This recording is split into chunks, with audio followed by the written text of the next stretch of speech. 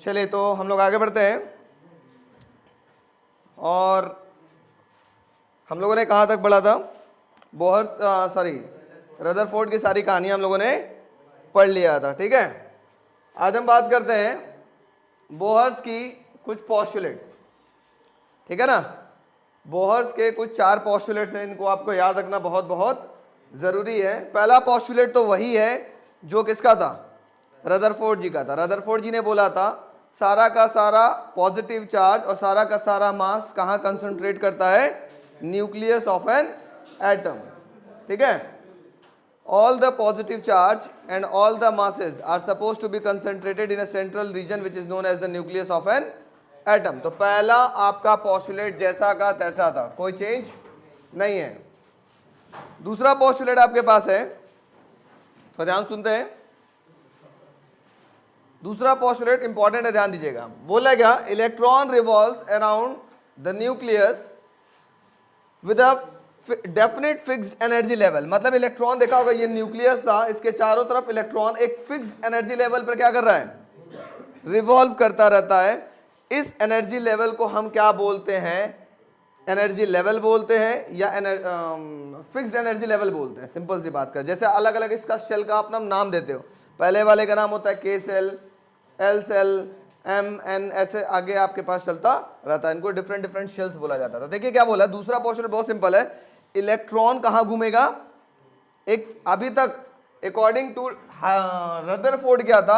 Electron circular path में घूम रहा था, लेकिन कैसे पाथ में? स्पाइरल पाथ में घूम रहा था और अल्टीमेटली कहाँ फॉल कर जा रहा था?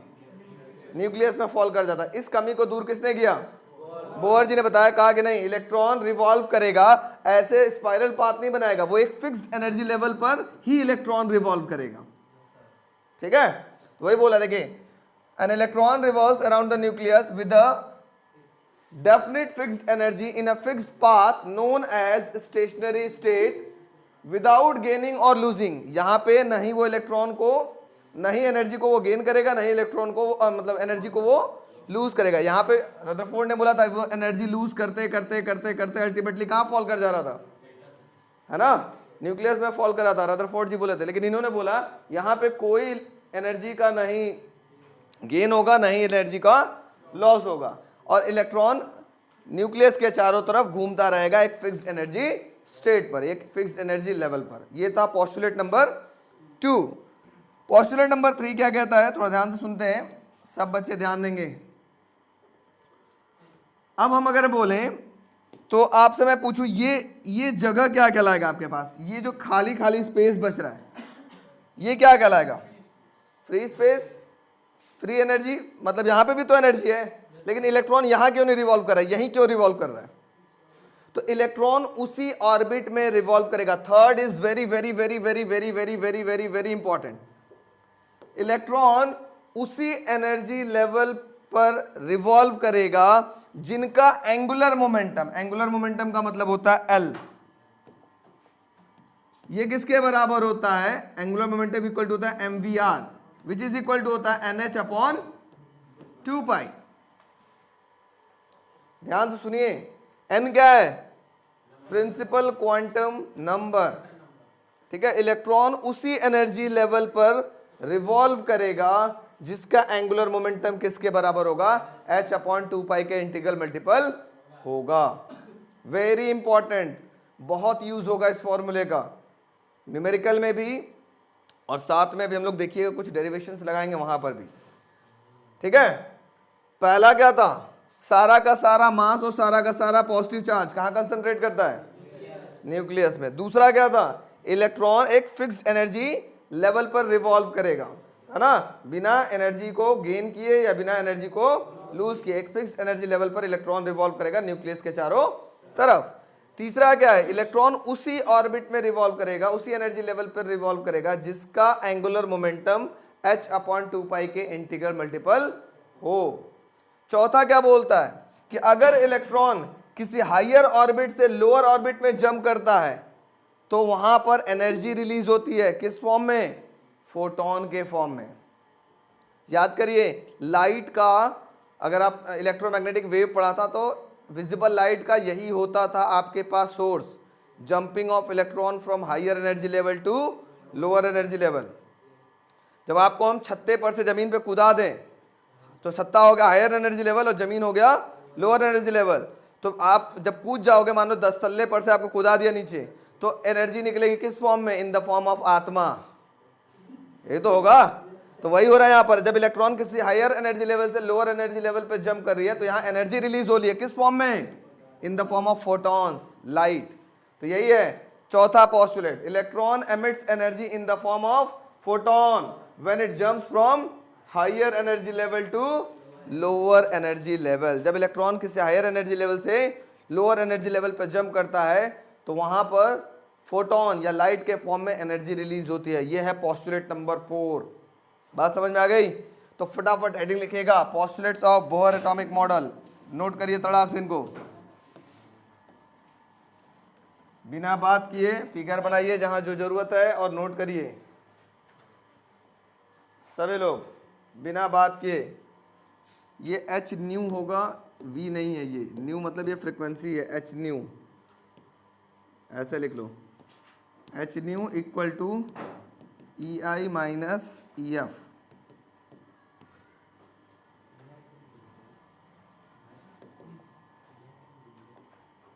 बात कम बेटा, फटाफट नोट करिए।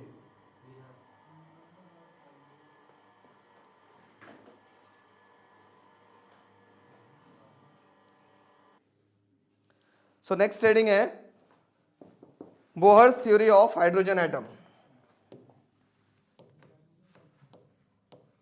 Bohr's theory of hydrogen atom बहुत इंपॉर्टेंट है, सब ध्यान देंगे। अगर हम हाइड्रोजन की बात करें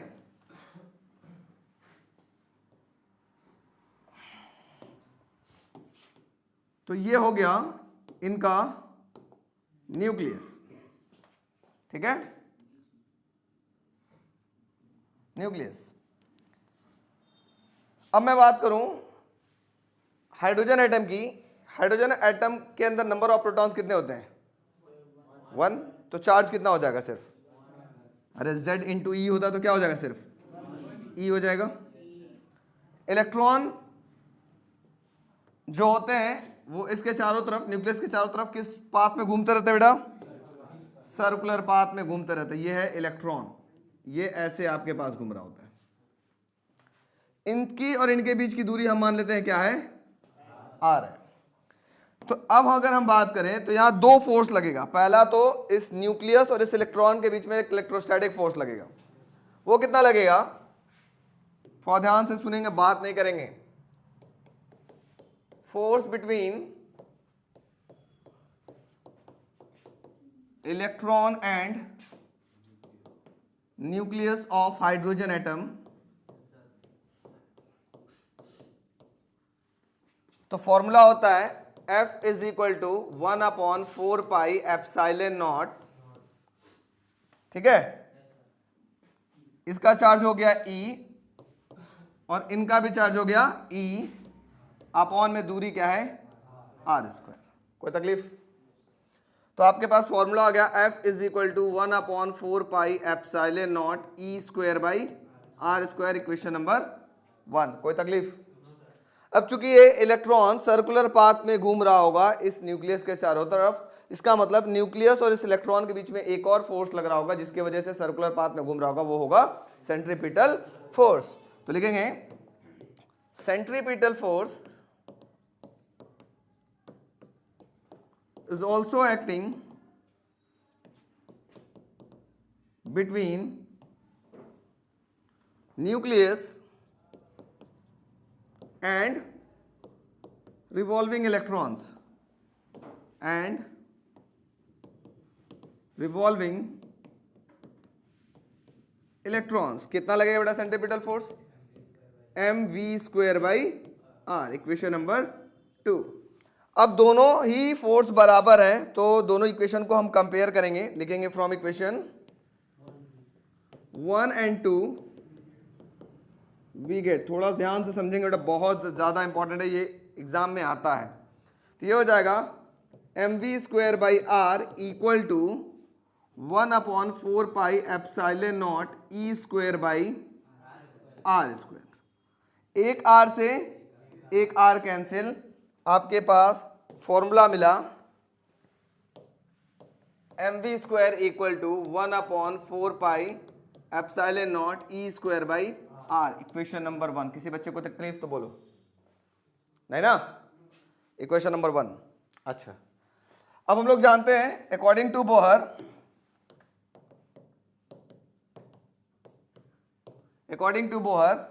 एंगुलर मोमेंटम किसके बराबर था? NH/2π। तो एंगुलर मोमेंटम का फॉर्मूला क्या था बच्चा? हमने आपको बताया था, हाँ, mvr which is equal to NH/2π। कोई दिक्कत? यहां से v की वैल्यू निकाल लो। v इज इक्वल टू क्या मिलेगा? NH/2πr into m। Equation number 2। यहां तक किसी को दिक्कत? नो? तो ये दो इक्वेशन तो आपके पास बहुत बेसिक इक्वेशन बने, जिसका हम लोग आगे भरपूर यूज करेंगे। ठीक है, अब चलते हैं हम लोग आगे। सबसे पहला इसके अंदर हेडिंग डालते हैं कि अगर हाइड्रोजन एटम की बात करते हैं तो इसकी रेडियस के लिए फॉर्मूला क्या आएगा? पहला question, radius of an hydrogen atom. ध्यान से देखिएगा, थोड़ा सा बड़ा है लेकिन आसान है। रेडियस ऑफ हाइड्रोजन एटम, जिसको हम बोलेंगे r। इस r की वैल्यू को निकालना है। सो हम क्या करें, किसी तरीके से ये मुझे r चाहिए, तो क्या किया जाए? यहां से v की वैल्यू उठा करके यहां पुट कर दिया जाए, है ना। तो लिखेंगे फ्रॉम इक्वेशन, या putting the value of v from equation 2 to first, putting the value of v from equation 2 to equation first. थोड़ा ध्यान समझिएगा क्या होगा। तो ये हो जाएगा m in place of v क्या हो जाएगा बच्चों? NH/2πrm का whole square is equal to E²/4πε0 into r। कोई तकलीफ यहां से तो बताओ। थोड़ा सा और आगे बढ़ते हैं, इसको सॉल्व कर लेते हैं। क्या मिलेगा?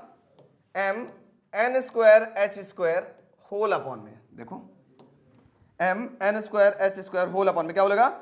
4π² r² m²। क्या होगा? 4π² r² m² इक्वल टू, है ना, 4π² r² m² इक्वल टू क्या होगा? E² में 4πε0 इंटू r। जो कटे पहले काट पीट के कहानी खत्म करो। ठीक है, तो क्या कट रहा है? पहले तो 4 से 4 कैंसिल, पाई से 1 पाई कैंसिल, r से 1 r कैंसिल, m से 1 m कैंसिल। कोई तकलीफ? कौन आया भाई इतना जल्दी? बहुत तेज। अब देखो बेटा, r की वैल्यू आपको फाइंड करना है। ये यहां एक r बचा, इसी r को निकालना है। सो मैं क्या करता हूं, क्रॉस मल्टीप्लाई कर लेता हूं और r को ऊपर, बाकी सबको उधर भेज देते हैं। थोड़ा ध्यान दीजिएगा प्लीज, समझने का प्रयास करिएगा। इधर क्या है? n²h², इधर जाएगा तो क्या मिलेगा?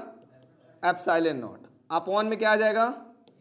E², और नीचे क्या है? एक बचा पाई है और एक m है, और r को भेज देते हैं ऊपर, क्योंकि मुझे r ही निकालना था।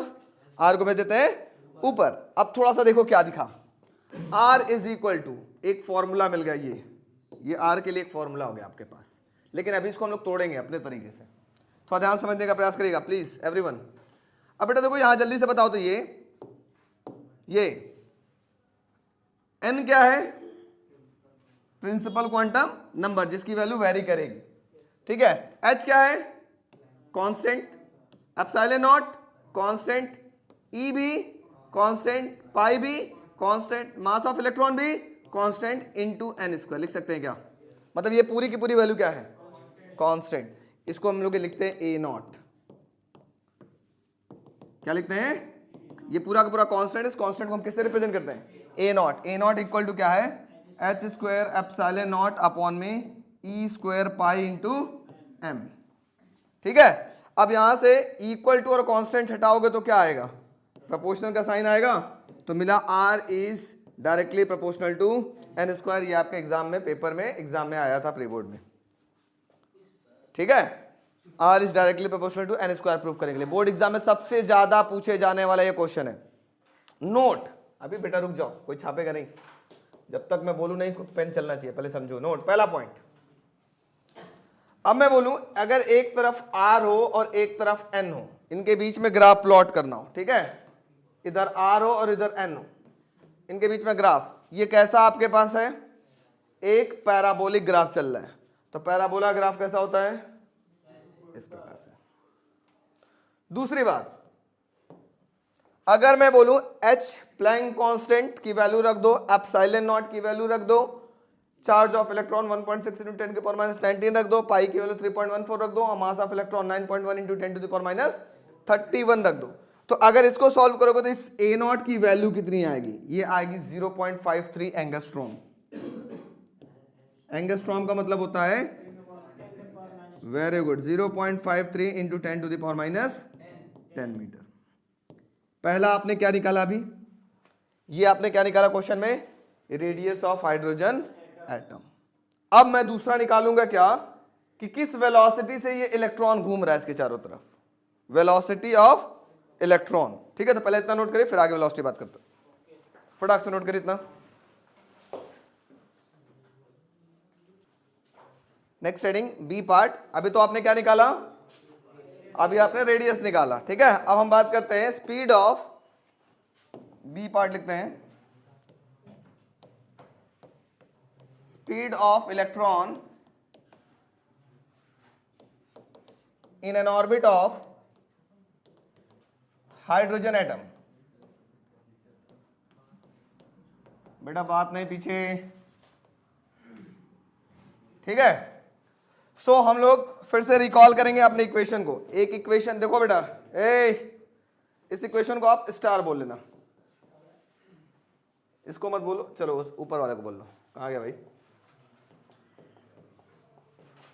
इस वाले को आप स्टार बोल लो, जो आप आर निकाले हो। ठीक है, तो एक इक्वेशन को हम लोग रिकॉल करते हैं। ये है इक्वेशन नंबर 2। देखो स्पीड निकाले, वेलोसिटी निकालने के लिए ये फॉर्मूला है। अगर इसमें आर की जगह ये जो आर आया था, ये जो आर आया था, ये वैल्यू पुट कर दोगे तो आपको क्या मिल जाएगा? वेलोसिटी मिल जाएगा। तो आप लिखना फ्रॉम इक्वेशन, कहां से? Second and star, we get from equation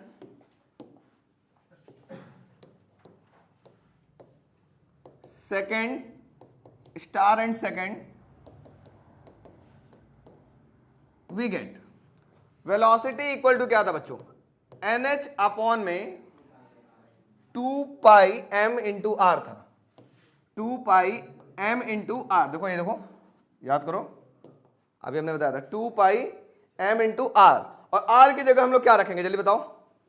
n square h square epsilon naught upon में e square pi into m रखो। तो n square h square epsilon not, बेटा बात नहीं, n square h square epsilon naught upon में e square into पाई m, ऐसे लिख सकते हैं क्या? Yes no? क्लियर हो रहा है? आप देखो क्या कैंसिल होगा, जो कैंसिल हो तो पहले काट लो। ये एक पाई से, पहले तो पाई कैंसिल m से, m कैंसिल एक n से, एक n कैंसिल एक h से, h कैंसिल, ये ऊपर भेज दो। v इज इक्वल टू क्या मिलेगा? ई स्क्वायर अपॉन में 2 h epsilon not into n, n last में लिखना है बेटा। ठीक है, अब ये e क्या है? कांस्टेंट ना, इसकी वैल्यू आपको पता है कितना होता है? 1.6 × 10 की पावर -19। h भी क्या है? कांस्टेंट। एप्सिलॉन नॉट कांस्टेंट, ये 2 भी क्या है? कांस्टेंट। तो इसको ऐसे लिख सकते हो, कांस्टेंट अपॉन में n। अब कांस्टेंट और इक्वल टू का साइन हटाएंगे तो प्रोपोर्शन आता है। इसका मतलब V is inversely proportional to क्या हुआ 1/n। अब दो दो फॉर्मूला बन गया यहाँ पर, तो अब यहाँ पे नोट में बताओ, एक तरफ V लिख दे और एक तरफ n लिख दे, इनके बीच का ग्राफ कैसा होगा? इनवर्सली प्रोपोर्शनल का ग्राफ कैसा होता है? इस तरीके का कर्व। ये कहां से आ गया भाई साहब? इस तरह का कर्व। बात समझ में आ गई? ये क्या निकाल लिया आपने? स्पीड निकल गया। बात समझ में आ गई? नोट करिए फटाक से, फिर आगे बढ़ते हैं जल्दी से।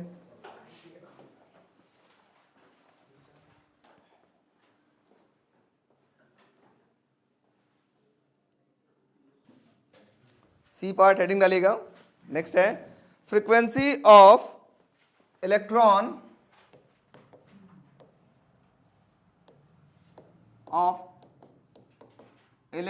फ्रीक्वेंसी का मतलब mu of electron in nth orbit of hydrogen atom.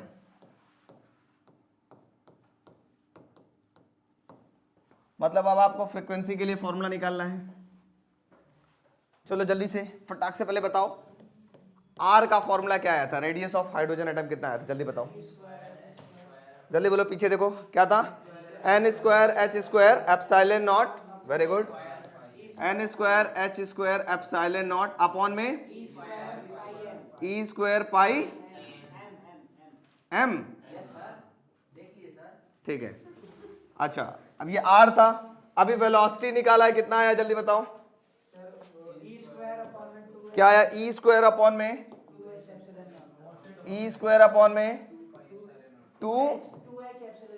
2h epsilon not into n, 2h epsilon not into n। पाई नहीं है भाई साहब, कहाँ जी रहे हैं? तो सुधार लीजिए जनाब, जनाबे अली हैं? पाई पाई कर रहा है। अरे भैया पाई पाई के लिए दुनिया बर्बाद है। चलिए अब फ्रीक्वेंसी निकालना है, सो सिंपल। देखो बेटा, आपको पता है लीनियर वेलोसिटी इक्वल टू होता है एंगुलर वेलोसिटी इंटू क्या होता है? रेडियस। ठीक है, अब नोट ना करो प्लीज, समझ लोगे तो आसानी से लिख लोगे। और हम लोग जानते हैं ओमेगा इक्वल टू होता है 2 पाई न्यू, होता है, रख लो। V is equal to 2 pi nu into R. तो न्यू इज इक्वल टू क्या हो जाएगा बताओ? V अपॉन में 2 पाई आर हो जाएगा। अब रखो V की जगह V वाली वेलोसिटी कितनी है? E स्क्वायर अपॉन में 2h epsilon not into n upon में 2 पाई आर। आर की जगह क्या है जल्दी बताओ? n square h square epsilon naught upon में e square pi into m। पहले जो कटे काट करके थोड़ा हल्का हो लो। 2 से 2 कैंसिल, पाई से पाई, अभी रुक जाओ, ओ सॉरी तुम लोग के चक्कर में ना, ये पहले मल्टीप्लाई कर लो, उसके बाद काटने पीटने वाला कार्यक्रम किया जाएगा। ये हो जाएगा ई स्क्वायर इंटू ई स्क्वायर पाई एम, ठीक है, अपॉन में हो जाएगा 2h epsilon not into n, और ये हो जाएगा 2 पाई n square h square epsilon not. अब जो कटे काटो, अब क्या काट रहा है बताओ? पाई से पाई कैंसिल, और कुछ कैंसिल हो रहा है? नहीं, बस अभी तक बहुत ज्यादा काट रहे थे तुम लोग, है ना? तो ऊपर क्या मिला आपके पास? e की पावर 4m अपॉन में 2 2 जा 4, ठीक है, h की पावर 3 h क्यूब, ठीक है, एप्सिलॉन नॉट स्क्वायर और n क्यूब। अगर देखा जाए e constant, m constant, 4 constant, h constant, epsilon not क्या है? कांस्टेंट। इसका मतलब फ्रीक्वेंसी का फॉर्मूला आपके पास क्या हो जाएगा? थोड़ा सा हम इसको छोटा कर लें,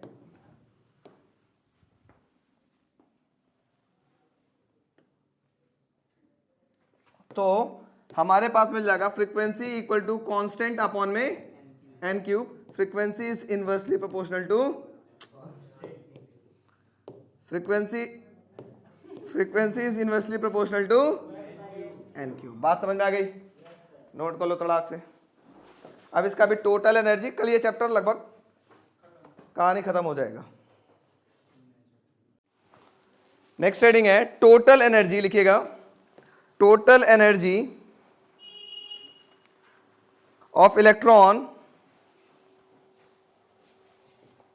टोटल एनर्जी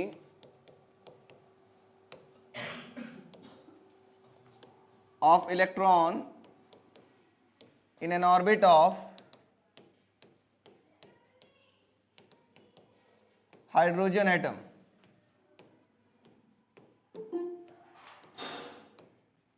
ठीक है, हाइड्रोजन एटम। थोड़ा ध्यान देंगे हम लोग, इसके बारे में बात करेंगे।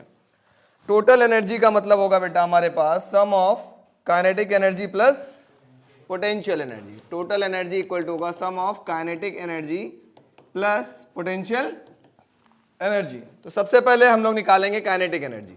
इक्वेशन नंबर 1 इसको बोल लेते हैं। काइनेटिक एनर्जी इक्वल टू होगा 1/2 mv का स्क्वायर। और अगर हम पीछे से थोड़ा सा आगे बढ़े तो इक्वेशन नंबर, ये ध्यान अगर दीजिए, यहां पर आपके पास दिखाई देगा mv square from equation 1। mv square बराबर आपके पास क्या दिखाई दे रहा है, ई स्क्वायर अपॉन में 4 pi epsilon not into R. तो रख लेंगे यहां पर mv स्क्वायर बराबर ई स्क्वायर अपॉन में 4 pi epsilon not into R from first. तो ये मिल जाएगा काइनेटिक एनर्जी इक्वल टू मिल गया 1/2 इंटू mv स्क्वायर की जगह हो गया ई स्क्वायर अपॉन में 4 pi epsilon not into R. ठीक है, इसको बोल लेते हैं काइनेटिक एनर्जी। अब दूसरी बात करते हैं हम लोग पोटेंशियल एनर्जी। ठीक है, पोटेंशियल एनर्जी कैसे निकलेगा थोड़ा ध्यान दीजिएगा। फिर ये पीछे हम लोग थोड़ा सा चलते हैं फिर से। पोटेंशियल एनर्जी इक्वल टू मैंने फॉर्मूला बताया था 1/4 pi epsilon not Q not by R, chapter number 1 है ना। सो यहां पर पोटेंशियल एनर्जी कितना होगा थोड़ा सा ध्यान देते हैं। ये हो जाएगा 1/4 पाई एप्सिलॉन नॉट। सबसे पहले हम क्यू का मतलब है न्यूक्लियस का चार्ज। न्यूक्लियस का चार्ज क्या होगा, ई। याद आ रहा है कुछ कुछ? Yes sir. इलेक्ट्रॉन का चार्ज क्या होगा, माइनस ई अपॉन में ये हो गया आर। इन दोनों इक्वेशन को जब आप जोड़ लोगे तो आपको क्या मिलेगा, total energy. So total energy बराबर क्या होगा, therefore total energy equal to kinetic energy plus potential energy.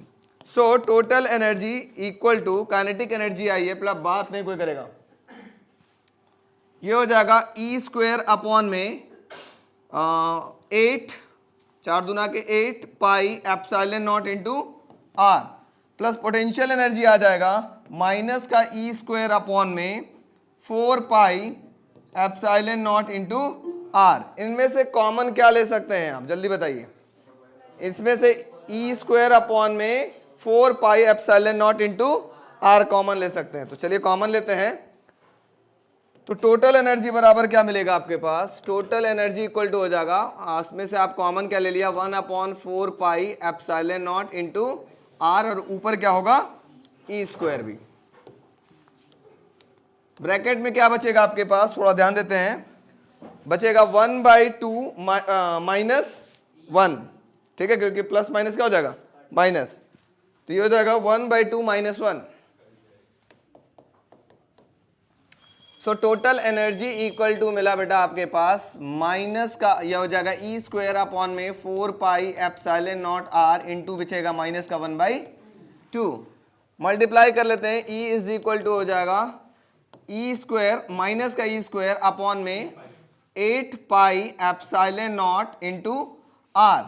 अब हम लोग आर की वैल्यू भी रखेंगे क्योंकि हमको एन के टर्म में लाना है, प्रिंसिपल क्वांटम नंबर के टर्म में लाना है। तो आर इक्वल टू क्या था, पीछे चले आ जाए, n square H square epsilon naught upon में ई square into pi into m रखते हैं। क्या था जल्दी बताइए, आर इज इक्वल टू था n square H square epsilon naught upon में ई square into pi m, e square into pi m रखिए यहां पर। तो टोटल एनर्जी बराबर हो जाएगा माइनस का ई स्क्वायर होल अपॉन में 8 pi epsilon not in place of R N square H square epsilon not whole upon में ई स्क्वायर पाई इंटू एम। जो कटे पहले काट लो, पाई से पाई कैंसिल और कुछ कैंसिल नहीं होने वाला, मल्टीप्लाई कर लीजिए। तो टोटल एनर्जी बराबर आपके पास मिलेगा माइनस का ई टू दी पावर 4m, ये ऊपर चला जाएगा तो e to the power 4m into हो जाएगा 8 एप्सिलॉन नॉट का square H square into n square. ठीक है, थोड़ा बात नहीं, ध्यान देंगे बात कम। अब देखो तो टोटल एनर्जी इक्वल टू, ये जो भी वैल्यू आएगी आपके पास जूल में आएगी, लेकिन आपका जो क्वेश्चन होगा वो उसमें सारी वैल्यू आपको निकालना होता है इलेक्ट्रॉन वोल्ट में।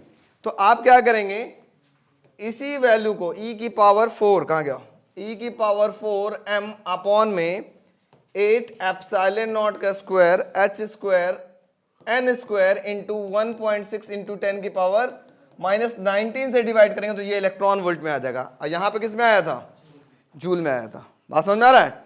सो जब इसको सॉल्व करेंगे बेटा तो इसकी वैल्यू आती है, ये देखो कांस्टेंट, मतलब इसको ऐसा रख लेते हैं, माइनस का e की पावर 4m होल अपॉन में 8 एप्सिलॉन नॉट का स्क्वायर h स्क्वायर इंटू 1.6 10 की पावर -19 इंटू n स्क्वायर। ये पूरा का पूरा वैल्यू क्या है, E की वैल्यू आपको पता है, M की वैल्यू मास ऑफ इलेक्ट्रॉन पता है, H की वैल्यू पता है, एप्सिलॉन नॉट की वैल्यू पता है, और सारी वैल्यू जब सॉल्व करेंगे तो टोटल एनर्जी का फॉर्मूला आएगा माइनस का 13.6 अपॉन में n square electron volt. Very important formula, बात समझ में आ गई सबको।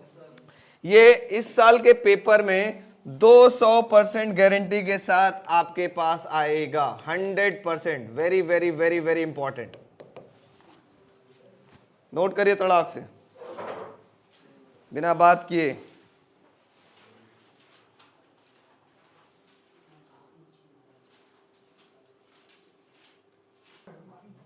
चलिए नेक्स्ट टॉपिक है, नेक्स्ट टॉपिक बात नहीं, रेडबर्ग फॉर्मूला।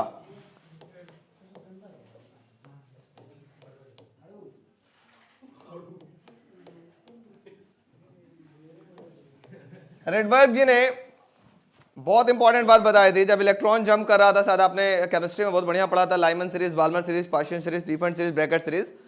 तो वहां पे जो इलेक्ट्रॉन का जंपिंग था किसी भी अदर ऑर्बिट से किसी भी ऑर्बिट में जो जंपिंग था, उसके बारे में फॉर्मूले, इसी फॉर्मूले के आधार पे आप वेवलेंथ वगैरह निकालोगे, क्या लाइट एमिट हो रही है, किस टाइप की लाइट एमिट हो रही है, किस टाइप के रेडिएशंस हो रही है। तो शायद आपको फॉर्मूला याद होगा, म्यू बार जिसको हम बोलते थे wave number, which is equal to होता है 1/लैम्डा, आर ब्रैकेट में होता है 1/NF का स्क्वायर माइनस 1/NI का स्क्वायर। NI की वैल्यू कहां से स्टार्ट होती है बेटा, NI की वैल्यू स्टार्ट होती है 1 2 3 4 5 एंड सो ऑन। ये जो R होता है इसको हम बोलते हैं empirical constant, sorry Rydberg constant इसको बोलेंगे, इंपेरिकल मत बोलो, रेडबर्ग कांस्टेंट। इसकी वैल्यू होती है 1.097 इंटू 10 टू द पावर 7 पर मीटर। ठीक है, इसकी वैल्यू कितना होता है 1.097 इंटू 10 टू द पावर 7 पर मीटर। अब इसका इस्तेमाल कैसे करना है वो हम लोग आगे देखते हैं, इतना नोट कर लो, फिर आगे हम लोग चलते हैं और इंपॉर्टेंट चीज पढ़ते हैं, line spectra of hydrogen atom. फटाक से इसको नोट करिए इस फॉर्मूले को, और आगे हम लोग धीरे से बढ़ेंगे बिना बात किए, क्योंकि बहुत बहुत बहुत बहुत तगड़ा टॉपिक इसके जस्ट बाद है। ठीक है, सीबीएसई ने कहा है कि इसकी सिर्फ क्वालिटेटिव आइडियाज देखिए, है ना। तो क्वालिटेटिव आइडियाज में तो अब वेवलेंथ मैक्सिमम और मिनिमम वेवलेंथ नहीं पूछेगा, तो सिर्फ आपके उसके बारे में कहानी पढ़ना है, और कैसे पढ़ना है मैं आपको समझा देता हूं बारी बारी से सारा। हो गया आप सब लोग का। आर की वैल्यू कितनी होगी 1.097 इंटू 10 टू द पावर 7 पर मीटर। वेवलेंथ 1/लैम्डा है ना, तो इस वजह से पर मीटर इसका यूनिट हो गया। इसी को हम लोग वेव नंबर भी बोलते हैं, इस म्यू बार को हम लोग वेव नंबर बोलते हैं। ठीक है, 11th में आपने पढ़ा था। चलते हैं आगे बढ़ते हैं और नेक्स्ट टॉपिक देखते हैं, और वेरी इंपॉर्टेंट टॉपिक देखते हैं, वो है आपके पास क्या? Line spectra of hydrogen atom. अब सब ध्यान देंगे, 2 मिनट अगर थोड़ा सा कंसंट्रेट करोगे तो सारा समझ में आ जाएगा आसानी से। तो line spectra of hydrogen atom में सबसे पहले आपको पढ़ना होगा लाइमन सीरीज। Lyman series. अब बेटा देखो यहां पर डिफरेंट डिफरेंट एनर्जी लेवल्स बने हुए। ये एनर्जी लेवल मैं आपको समझा देता हूं। जब n इक्वल टू 1 था तो ये था, n इक्वल टू 2 था तो ये कहां से आया? ये बगल में जो वैल्यू लिखा है एनर्जी की, ये कैसे आया मैं आपको समझाता हूं। ऐसे अभी थोड़ी देर पहले मैंने एक फॉर्मूला डिराइव किया था, टोटल एनर्जी का फॉर्मूला था माइनस का 13.6 इलेक्ट्रॉन वोल्ट अपॉन में n स्क्वायर।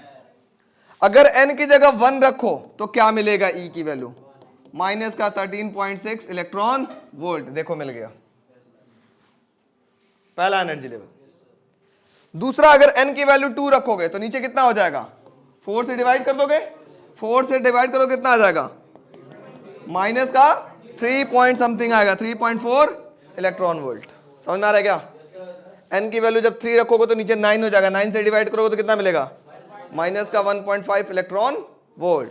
n की वैल्यू जब 4 रखोगे तो क्या मिलेगा? माइनस का 0.85 इलेक्ट्रॉन वोल्ट। n की जगह जब 5 रखोगे इसी फॉर्मूले में तो क्या मिलेगा? माइनस का 0.54 इलेक्ट्रॉन वोल्ट। ये याद करने की जरूरत नहीं है, ये अपने आप निकाल लेंगे सॉल्व करके फटाफट। अगर आप कभी भूलते हैं तो याद कर लेंगे तो बेहतर है, समय बचेगा आपका। ठीक है, आइए आगे बढ़ते हैं। यहां तक किसी को दिक्कत? ये n कैसे आया? एनर्जी की एनर्जी लेवल्स कैसे आई? समझ में आया सबको? चलिए आगे बढ़ते हैं, ध्यान से देखिएगा, समझ में आ जाएगा सारा कुछ। सबसे पहले अगर हम बात करें लाइमन सीरीज की, लाइमन सीरीज में जो इलेक्ट्रॉन है, अब देखो फॉर्मूला था क्या? Rydberg formula 1 upon lambda is equal to r, 1 upon nf का स्क्वायर माइनस 1 अपॉन ni का स्क्वायर। मतलब फाइनली उसको जंप कहां करना है? कहीं भी आउटर ऑर्बिट से किसमें जंप करना है? n की वैल्यू 1 है, यहीं पर जंप करना है। मतलब देखो दूसरे से पहले में जंप कर सकता है, तीसरे से पहले में जंप कर सकता है, चौथे से पहले में जंप कर सकता है, पांचवें से पहले में जंप कर सकता है, छठवें से, सातवें से, आठवें से, इंफिनिटी से। इसका मतलब उसको फाइनली जंप कहां करना है बेटा? 1 में जंप करना है। कहां से जंप करना है जल्दी बताओ? तो ni की वैल्यू होगा 2 से जंप कर सकता है, 3 से, 4 से, 5 से, डॉट डॉट डॉट इंफिनिटी से। बात समझ में आ गई? इस टाइप के सीरीज को क्या बोलते हैं? Lyman series. किसी बच्चे को तकलीफ नहीं समझ में आया? आ गया। अब हम लोग पुराने जमाने में एक बात पढ़े थे, please please please concentrate your mind, कि जब इलेक्ट्रॉन किसी हायर ऑर्बिट से लोअर ऑर्बिट पे जंप करता है तो एनर्जी रिलीज होता है ना। और यहां जो एनर्जी रिलीज होता है उसमें किस टाइप की रेडिएशन होती है, किस टाइप की लाइट निकलती है? अल्ट्रा वॉयलेट लाइट निकलती है। बात समझ में आ रही है? क्यों? क्योंकि इलेक्ट्रॉन जंप करा किसी हायर ऑर्बिट से लोअर ऑर्बिट पे, एनर्जी रिलीज होगी। और किस फॉर्म में होगी? यूवी फॉर्म में होगी, यूवी लाइट के फॉर्म में, अल्ट्रा वॉयलेट लाइट। ठीक है, समझ में आ रहा है यहां तक? आगे बढ़ते हैं नंबर 2 की तरफ। कौन आएंगे? बाल्मर। चलते हैं बाल्मर जी की तरफ। अब देखो बाल्मर में क्या होगा?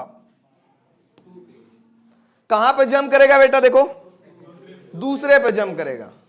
ठीक है, तो अगला हमारा जो टॉपिक है वो है बाल्मर।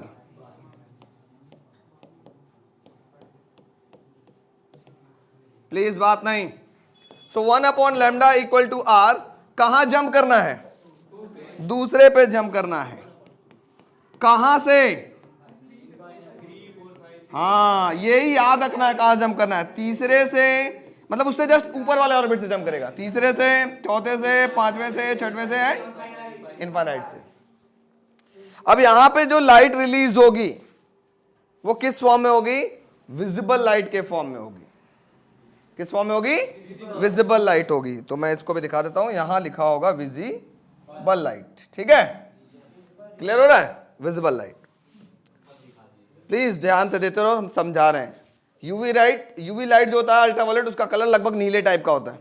आपने यूवी चैम्बर देखा होगा, बहुत सारे डेंटिस्ट या जो आपके पास डॉक्टर्स होते हैं एक चैम्बर रखे रहते हैं, उसमें अपनी सर्जिकल इंस्ट्रूमेंट को स्टरलाइज करने के लिए।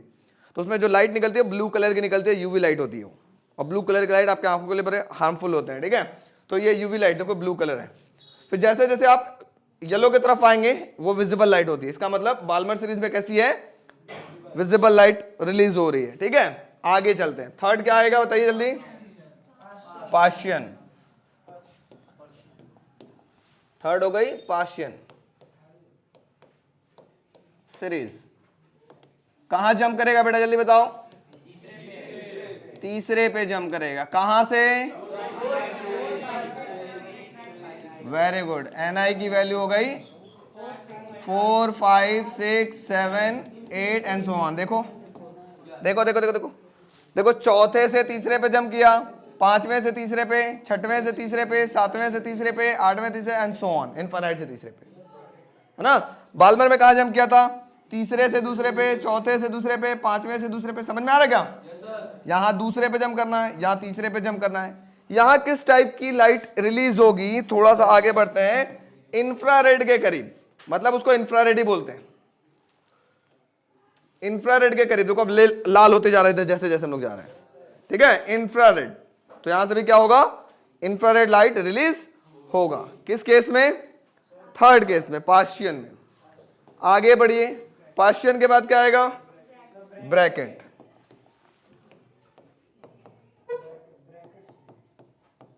Brackett series. इसमें कहां इलेक्ट्रॉन जंप करेगा, चौथे में जंप करेगा। कहां से, वेरी गुड। Ni की वैल्यू 5, 6, 7 डॉट डॉट इंफिनिटी। पांचवें से चौथे में जंप करेगा, छठवें से चौथे में जंप करेगा, या किसी भी हायर ऑर्बिट से चौथे में अगर जंप करता है तो ऐसे सीरीज को हम लोग क्या बोलते हैं, ब्रैकेट सीरीज, ठीक है। थोड़ा सा इसको भी देख लेते हैं। ब्रैकेट सीरीज देखिए, ये पांचवें से चौथे में जंप किया, छठवें से चौथे में, सातवें से चौथे में, इनफाइनाइट से पांचवें चौथे में। समझ में आ रहा है, यस नो। यहां से भी किस टाइप की लाइट निकलेगी, इंफ्रारेड लाइट निकलेगी। तो पहले हम ये भी लिखते चलते किस टाइप के रेडिएशन हो रही है, ठीक है, ब्रैकेट में। यहां कैसा निकला था बेटा लाइट, जल्दी बताइए, यूवी रेज। यहां कैसा था, विजिबल लाइट। नेक्स्ट में कैसा था, इंफ्रारेड, नियर इंफ्रारेड या इंफ्रारेड ही लिखेंगे आप। और यहां भी क्या होगा, इंफ्रारेड। अब आगे चलते हैं, पांचवा, उसका नाम क्या होगा, P fund. P fund series, very good. P fund series में अगर हम बात करें तो इलेक्ट्रॉन कहां जंप करेगा बेटा, पांचवें में जंप करेगा, किसी भी हायर ऑर्बिट से पांचवें में जंप करेगा, छठवें से पांचवें में, सातवें से पांचवें में, या इनफाइनाइट से पांचवें में जंप करेगा, ठीक है। तो चलिए इसका फॉर्मूला क्या हो जाएगा जल्दी बताइए, बात है बेटा, R 1/5 का स्क्वायर माइनस 1/Ni का स्क्वायर। Ni की वैल्यू कहां से स्टार्ट होगी, 6, 7, 8 एंड सो ऑन। किस टाइप की लाइट रिलीज हो रही है, इंफ्रा रेड लाइट। बात समझ में आ गई। तो ये छोटा सा आपके पास कहानी था, line spectra of hydrogen atom. ये फिगर जरूर आप बनाएंगे, ये एनर्जी जरूर लिखेंगे, फटाक से नोट करिए। चैप्टर खत्म।